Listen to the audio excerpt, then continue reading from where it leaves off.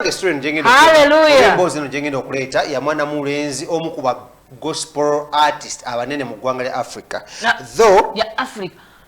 Africa. Ya singo vuga mu Africa tenga mu America. Anti ngamba y'omu kwabo abanene mu Africa. Mu Africa because he's na yatenga yesi mu African. Mu African. No. Naye embe originality. You understand after a very long explanation. Originality pere tubimanyize njogera ku citizenship.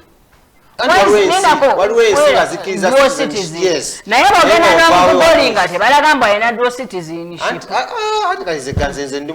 Ways of attaining citizenship by birth, by registration, nekyo ekiddako by marriage. Genda maso sigwa nonye ye Canada genda maso Canada. So Travis Greene is in the country, ladies and gentlemen. The long awaited gospel artist is finally here. Mujuke mnundi gwe yalina okusooka okujja. That was last year. Promoter n'abigootanya onatasobola kujja, and he came out and apologized to everyone. Enene yakola kyamula omuvubuka ono kafulu ayimba ne moyo naka yevumbulidde erinnya mu kukola ki mu kuyimba ennyimba za Katonda ate nga atambula n'omulembe era tegeza abaana bano bannamyetego na daddala b'okufanero nti leero si bintu byakwetega fanero ya poso life oba life simanyi ogobeddwa ku mulimu producer kano ka clip mukaweereza omukulu life lidako ate kati kitegeeza gye nino sabira yo sabira nkubuuza bagiyita life ate nga gyolaba ngiyitako nga ngende wange. So Travis Greene, ladies and gentlemen, abasinga bamumanyira nnyo kayimba kamanyiddwa nga Nara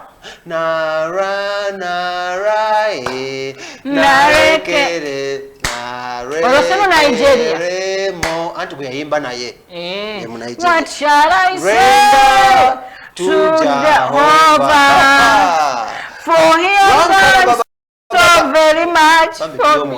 So Travis Greene is in the country. Usimanya John Mary. Yes, John Mary twali ku press conference ye nga tugezako kuba nga twogeramuko omwana oyo by the way olaba ekifaananyi ekyo that oba man oba kid oba boy, I don't know how to term him. He's very talented. Ekyo ekifaananyi kyolaba kyakutte bw'okikwata about you're seeing something different. When you do like this you still see something different. So abana omulaba nti kati awo mukazi Silver yabaddewo omulaba nti mukazi katate bwe bakikyusaamu awo abamusajja bayita 3D in art, in painting. Ojikubisa muko kati yiyo kati wuyo Greene obola wa Travis Greene. So agenda kati wakazi alabika yani oli omukazi naye muyimbi wa gospel mukazi we nedda lwaki amulabisa mu kifaananyi kya munne gundi tombuuza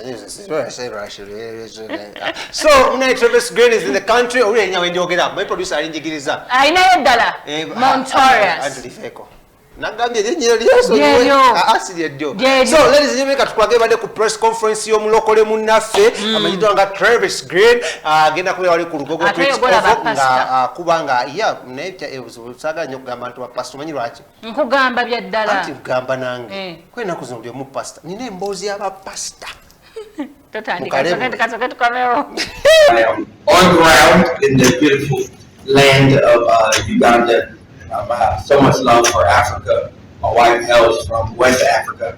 My father is Ghanaian, so she's from Ghana and America. She's a mixed breed. But Dr. Jackie, many of you have heard so just African pride running thick in our veins with our family. Africa, the continent, has just meant so much for my career, for my ministry. And I love Central Africa as well. This is kind of an African tour. We're here in Zambia on this trip, and also here in Uganda. And I've been to Zambia a few times, but this is my first time in Uganda, so I'm looking forward to it. Heard amazing things about this country from friends of mine. And, I'm excited to hear you be your local artist and what you guys are doing here. Every country in Africa has its own culture, and so I'm excited to see. To hear your music, to see your dances. I've already eaten some of your foods.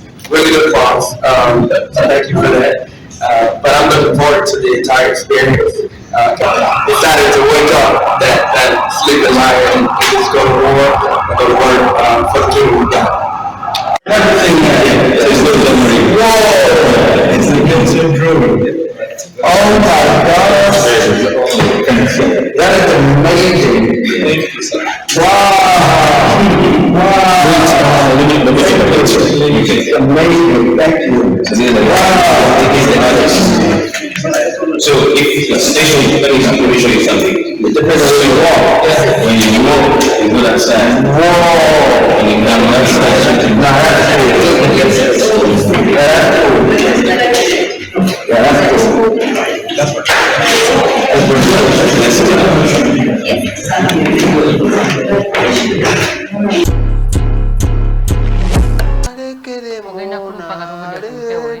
Nze ndi mwoyo ndeka sina lugambo nalekeremo kale n'olwensonga engeri tukole ku ssente z'abakama baffe ezo kasazikona 4-3 omanyirawo nti tulina okugenda okukola bwe tutakola ssente tetuddankeera sawundi empya bayinjuka sawundi bagamba nanyirira nanyi ogijjukira abantu bakisemwagala okwewaana waliwo sawundi empya